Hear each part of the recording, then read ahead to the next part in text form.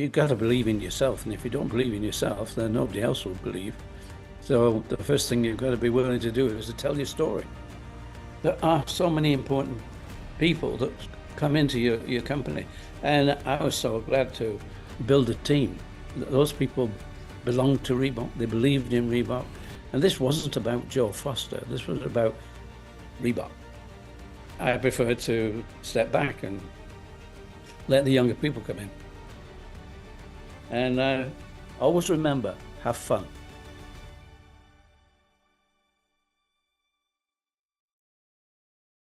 Hi guys, and welcome to the very first episode of Authentic Advantage.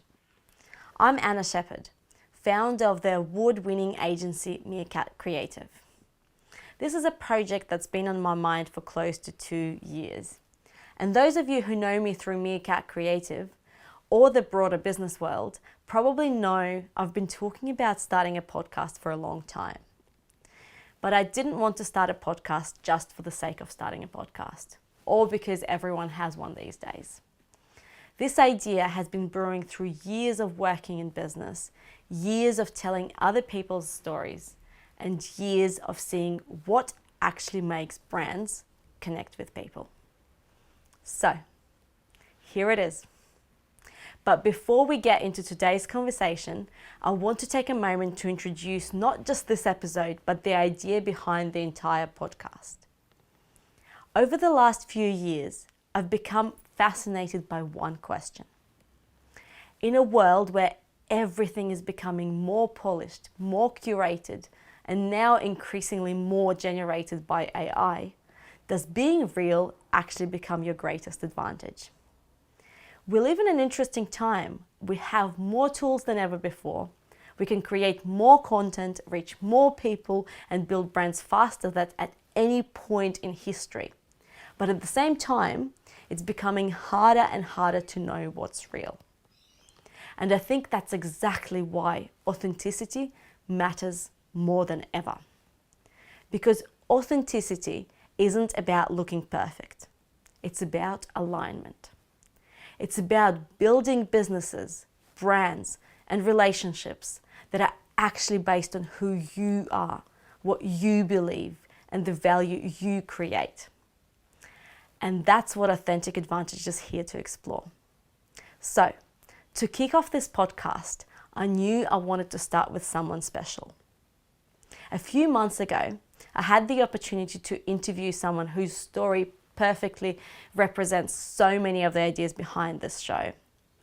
I loved our conversation so much that I actually held on to it because I knew this wasn't just another interview.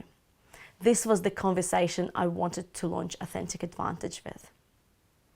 That person is Joe Foster. Joe is the co-founder of Reebok, a brand that went from a small UK running shoe company to a global name that reshaped sport, culture, and fitness worldwide. But what fascinated me about Joe wasn't the success of Reebok. It was the perspective that comes after building something that becomes bigger than yourself. In this conversation, we talk about the power of a founder's story, why believing in your own vision comes before anyone else believes it, and why best brands eventually become bigger than the person who started them, and what human creativity looks like in an increasingly artificial world. Because after building one of the most recognizable brands on the planet, Joe's biggest lessons aren't about chasing growth at all costs. They're about belief, about people, about purpose, and remembering to enjoy the process. This is Authentic Advantage, where we explore the real stories behind business success, the decisions, the challenges, the trade-offs, and the human moments that shape the brands we remember. Here is my conversation with Reebok co-founder, Joe Foster. Hi, Joe. How are you doing? Hi, Anna. So thank you very much for taking the time to do this. And I run a content production agency called Meerkat Creative, and our name was inspired by a meerkat. We called it a meerkat because we were inspired by some of the traits of the meerkat. Now, you called your company Reebok, which is also inspired by an animal. So my first question for you is, what was it about a Reebok that you connected with? Let me take you back to 1943. Okay. 1943, I was 8 years old. That was in the middle of World War II. And just like COVID, people couldn't travel, couldn't go anywhere. But we did have local events. And I won a local race, a 60-yard race. I had an advantage because I had my grandfather's spike shoes on. But I won. Anyway, I won. I went up to collect my prize. And my prize was a dictionary. And it was a Webster's dictionary, which is an American dictionary. And now, fast forward again to 1960, I'm looking for names. The thing is that we were a running company. We started off as Mercury Sports Footwear. That was our original name. We couldn't register that name, so we had to look for a new one. And the agent said, "Bring me 10 names." And 10 names. We were quite happy with Mercury, and the Winged Messenger. So we were quite happy with that. So okay, we couldn't register, so it was a matter of sitting down and finding 10 names. So we sat down and we started off Cougar Sports. That's pretty good. And then Falcon Sports, put those on the list. So you see, we're obviously going down the birds of prey or animals, fast animals. Okay, I like the letter R. And my American dictionary was sat next to me. So I opened it at the letter R and started thumbing through. I soon came across R-E-E-E-B-O-K. And what's that? Well, it's a small South African gazelle. We're a running company. Gazelle. So that sounded great. We also loved the name Reebok. It came off, easy to say. And with 8 other names, I took this to the agent and said, "We want that one. We've got to be in love with this. So we want Reebok." It took him 2 weeks to go through the registers and everything. He came back and said, "Joe, you've got your wish. You can have Reebok." There was just one caveat, and that's if anybody starts making shoes out of Reebok skin, you can't stop them. But we said, that'll never happen. That is a really cool story. Thank you for sharing that with me. Now, look, obviously, being in content production, storytelling for me is one of the most important things. So, in your opinion, how important do you think storytelling is to a brand and brand presence? It's absolutely part of marketing today. I think storytelling, you can tell a story, people remember a story. Especially if it has some little points in it. So yes, storytelling is absolutely essential. One of the things that I come across quite often today, actually, is people are actually scared to tell their origin story. They think it makes them undeserving. There's this thing going around, it's a bit of a hip word called imposter syndrome. They don't really want to tell people where they came from. But in reality, for me, it should be quite the opposite. It's the journey that's important. It's where you came from and where you are today that's important. So what do you think about that? And I guess, creating a little bit of adversity in your storytelling, in your company story. You've got to believe in yourself. And if you don't believe in yourself, then nobody else will believe. So the first thing you've got to be willing to do is to tell your story. And I mean, it's easy for me now because we know everybody knows that Reebok. So that I can tell that story over and over without any problem. But I can understand somebody starting off. But I think I always liked the name Reebok, and I was always happy that somebody, because a lot of people did ask that when I'm going around to shops in those distant days, and people would say, "Reebok, what's that? Who's Reebok?" I could tell the story. I think for me, one of the bigger things that come up as well sometimes is, we work with a lot of business owners and sort of try and do some work around brand building. And there's a few owners that sometimes want to distance themselves from the brand just purely because they're scared of becoming the brand, because they think that somehow they won't be able to then leave the business, or the business wouldn't be able to exist without them. To what extent do you think it's true, and do you think that is an issue? Well, it shouldn't be an issue, because you can't do everything yourself. You can't be everything to everybody. I can look at Reebok now and I can say, yes, I gave it its name. I did the silhouette that we still have, and one of the logos. And so I can see my fingerprints, if you will, on the brand even today.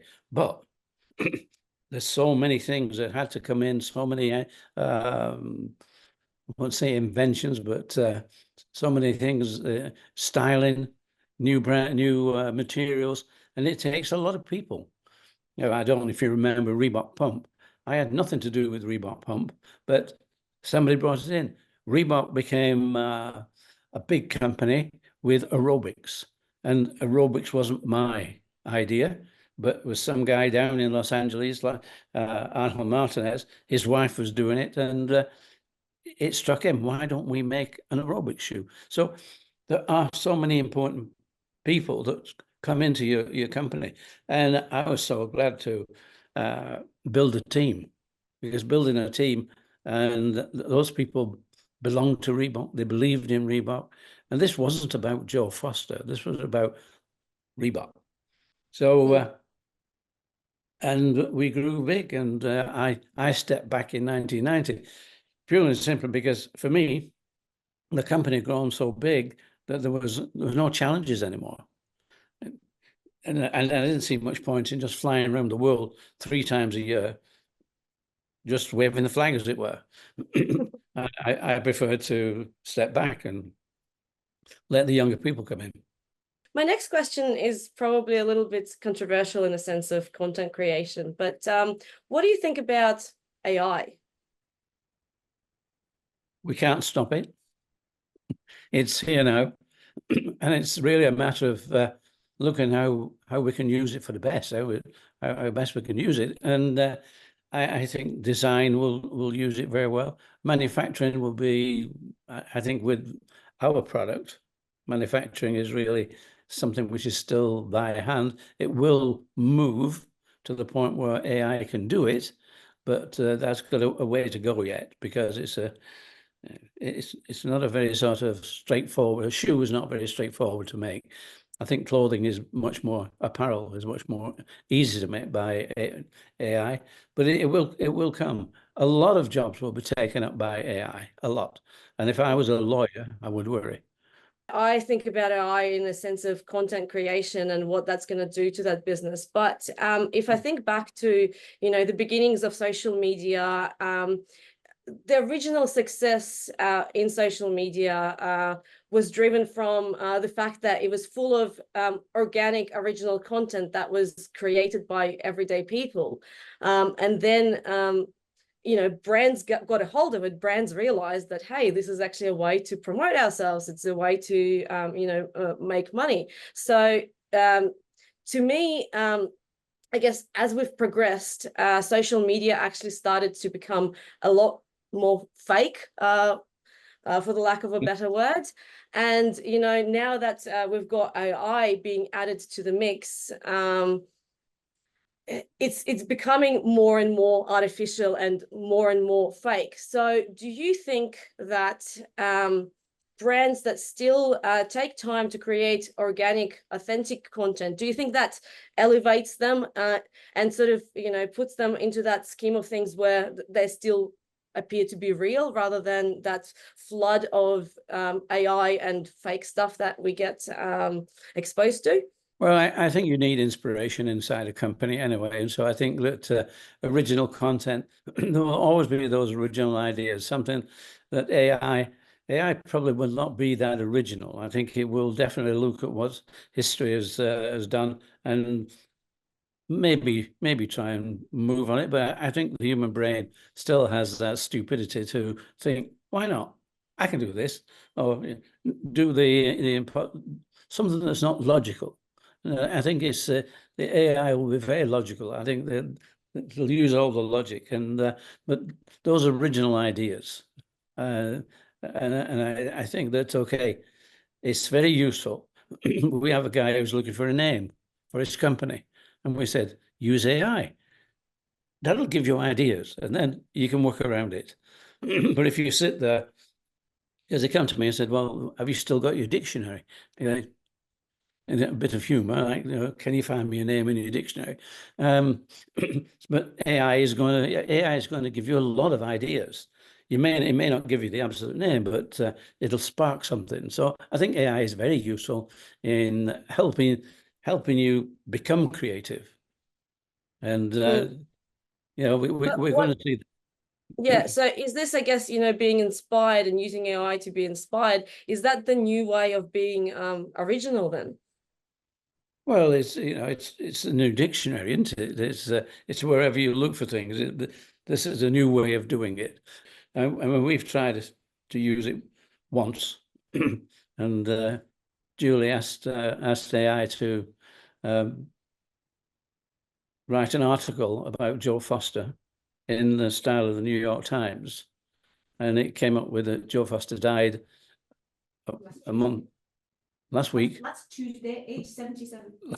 Last Tuesday, age 77. Okay, so it wasn't quite real. And I just think that, yes, there are many things which will be very bad about AI, but I think if people think in that way, it's not going to be healthy. I think you're going to think, how can this help? How can we develop it so it's on our side, as against how can we develop it to be the enemy, as it were? So it's how people work on it. Whether they will become governments will put some sort of rules out there, I don't know. I think we're quite a long way from that. And but AI is a new dictionary. It's a new way of looking for things. New Google. Yeah. What do you think it can't replace? What are the things that AI will never be able to do? AI really won't be able to show emotion. That I don't think, and that's essential in humans, to be able to show emotion, to be able to. I mean, I can't see how I will be able to feel so full of, wow, we made it. Just because, if you do something, we made it. Can AI do that? It really is sort of an abstract sort of way of thinking. That. Thank you so much for taking the time to speak to me today, and thank you for your wonderful insight, and certainly, your insight into your brand and a little bit of your personal story of the name. I like to think that, being inspired by an African animal is something we've got in common. I will run with that from now on. Well, that's great, and good luck with the business. And always remember, have fun. How cool was that? What struck me the most about this conversation wasn't the Reebok story. It was what wasn't there. There was no urgency to prove anything, no attachment to being the hero of the story. Joe was very clear. The brand outgrew him, and that was the point. That's something that a lot of modern businesses get wrong. We confuse visibility with importance, control with relevance. Authenticity in practice isn't about being loud or personal or constantly present. Sometimes it's about knowing when to step back. Sometimes it's about trusting the people that you've built. And sometimes it's as simple or as difficult as believing in an idea before anybody else does. And that's the advantage. If you enjoyed this episode, please subscribe or follow Authentic Advantage on whichever platform you're listening on. It helps the show greatly and makes sure you don't miss future conversations. Thank you for being here. Keep listening, and I'll see you in the next episode. In the meantime, stay aligned, stay curious, and stay authentic. I'm Anna Shepherd, and this was Authentic Advantage.